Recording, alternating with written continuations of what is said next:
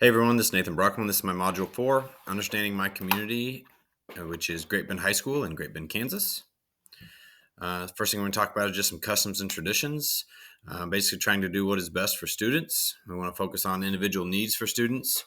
Our high school does have pretty strong ties to the community college. We have fairly strong athletic programs. We have large music programs. I know, like this past spring break, our Madrigals went and sang at Washington, D.C., and I know our orchestra and our bands take trips usually yearly. We have large memberships in clubs and organizations. We have dances such as prom and volleyball. Prom's in the spring, usually here around the corner here in April, and volleyball's usually in December. This past year, they moved it to January. That's the Girls Ask Guys dance. We have a big Veterans Day celebration, Community Service Day, Party in the Park, which is not school related, but it is a big kind of kickoff to the school year when everyone's getting back into the swing of things. And we also have Hope for the City, which is also at the beginning of the school year. Hope for the City is when the Convoy of Hope comes in and brings lots of school supplies and socks and pallets of water and all kinds of things just to get families ready to go for the school year. Some population characteristics. Our educational attainment, as you can see, is right there with some high schools, some college. So it is kind of a low as far as number of degrees. Our age median is 36.8 years old. We are 47.5% male, 52.5% female. We have our main occupations in the city are our healthcare hospital and our education, which would be USD 428 and Barton Community College. We don't really have any big industries in Great Bend.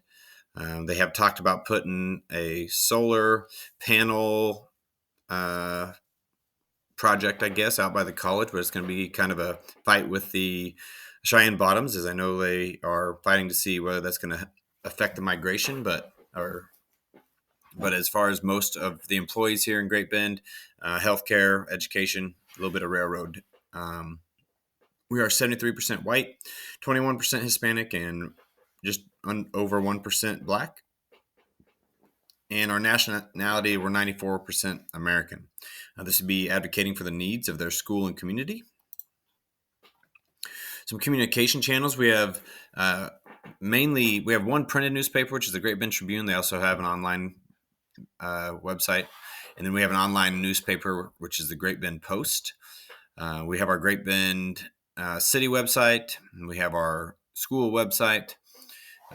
We have a pretty big social media presence with both our schools and with our Explore Great Bend webpage. And a lot of our schools and sports teams use Twitter to get messages out.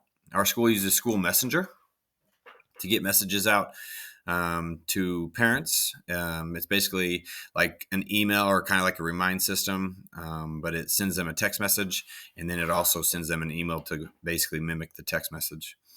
We have KBGB Radio. They do a lot of publicity things for us. We have a Sports Day radio talk show that they feature all the coaches and all the sports. And they also help us push out announcements that we need to push out for our schools. How extensively are they used? Basically, they're used for announcements and activities. Each tool is effective to reach different audiences, and this is used to engage families, community members, and our school personnel. Our community groups, we have the Panther Parents, our booster clubs. We have multiple church groups. We have the Barton County Young Professionals, which is used for basically, the right out of college up to, mid 30s to upper 40 or upper 30s to get together and just discuss improvements of Great Bend, but also the professions that they're in, and just to get to know each other so that we can all build with each other and have a stronger community bond. We have the Dream Center, which is kind of a rehab center, but it's real big with the churches, a lot of faith-based rehab. All of our activities have different parent groups. We have the 4-H, we have the Education Foundation, and there's some other foundations as well that support not just education but other things across the community. I know we have one for art. We have a lot of different sculptures that get put up and murals that get painted lately to really kind of liven up the downtown. This would all support school improvement. As far as leadership goes, we have a mayor, city council, county commissioners, chamber of commerce. We have the Rotary Club, Kiwanis, League of Women Voters, and recently just have the GB Alive group. These would all advocate for the needs of their school and community. We have a pretty stable economy. We haven't really had any new industries come through. We did have a failed bond issue last year. Actually, I think it was 2 years ago. We were looking to revamp all our schools, make it easier to drop kids off at schools because a lot of our schools don't have a good drop-off point. They just kind of pull up where the teachers should be parking and throw their kids out, I guess you can say, especially at the high school. So we were trying to get that fixed, but unfortunately that failed. We do have high property tax here in Barton County, and that's mainly due to Barton CC. This would advocate for the needs of their school and community. Our political structure, we have a county commission, mayor, city council, city administrator. We have our board of education. We have a rec center.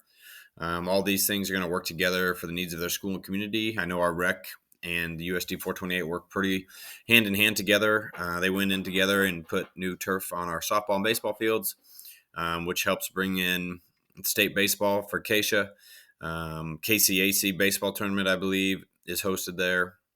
We also get some of the summer state baseball tournaments as well.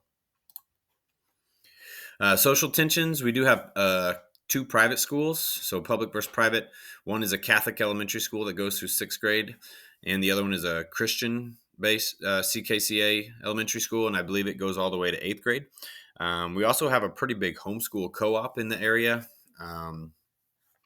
And I know that just because my wife is homeschools our kids, and I believe they have like 150 kids involved in that homeschool co-op that meets every Thursdays. There is some racial tensions, but that has decreased, and just some other specific problems social-wise. I think a lot of it is racially based, but like I said, that has decreased over the past few years. This all goes to support our school improvement. Some previous community efforts, we had a failed bond, like I mentioned, or bond, excuse me. We did have new turf on baseball and football fields. We do have a lot of new projects coming up. We had a little bit of a sales tax increase. They haven't really announced a lot of them. They've started to come up with some of the plans, and a lot of the plans involve updating all the parks in the area. I did just see this week that they're resurfacing our skate park, which I'm not necessarily a skater myself, but I know a lot of kids use it. It's right by the school, and it is in pretty rough condition, so it'll be much needed for those kids that enjoy skating. We are building a new police department building. This upcoming summer, we're getting a new football field turf and track, which the track is much needed. Football field turf, I think, is almost 20 years old. The school also purchased the CUNA Mutual buildings, which is on the north west side of town. This will be the new District Ed Center, and I believe it'll be eventually part of it will be where we can house all our preschool students instead of having them spread out through all the elementary schools. And one of the buildings is actually the new wrestling facility that unfortunately I'm leaving, but it's going to be a pretty cool area for the wrestling team and for the future of wrestling here in Great Bend. This is all advocating for the needs of their school and community. Our business leaders, like I said, we have the Young Professionals Group. They promote the current, future success, and well-being of every student and adult involved. We do bring some of the young professionals in so that we can kind of see what they're needing from students if they're looking to enter the workforce right away.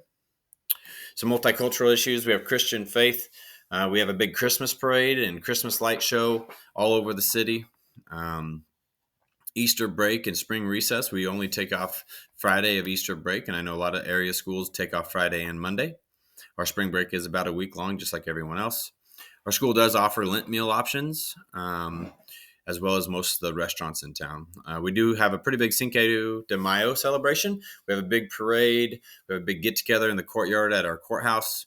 They have bring in a bunch of food trucks, and just a lot of the Hispanic culture comes out, and we get to see um, just a lot of people bond together, which I think has helped bridge the racial tension in Great Bend. This is just engaging families, community members, and school personnel. Public opinion, we have a lot of positive interaction with people outside of the building.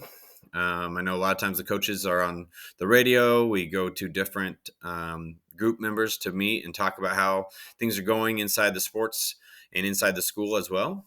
We do send out surveys to the community. Our teachers constantly are getting surveys like once a month, just to kind of see how we're doing as well. Communication wise, we use social media. We use the regular media, whether it's the radio or the newspaper. We also send out flyers and post flyers around town. And there's flyers posted for other things, not just school related. This would be engaging families, community members, and school personnel.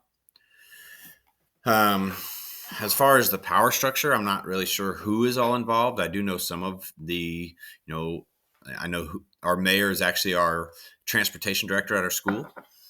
So that's kind of a good bridge for the school with the community. I do feel like I need to learn more about business leaders in Great Bend, and I can do that by attending more events. As far as social tensions go, personally, I'm not really aware of any tensions. I have a pretty good relationship personally with anybody and everybody that's involved with the school or that I'm involved with. I just need to kind of stay aware of the tensions that are inside the community.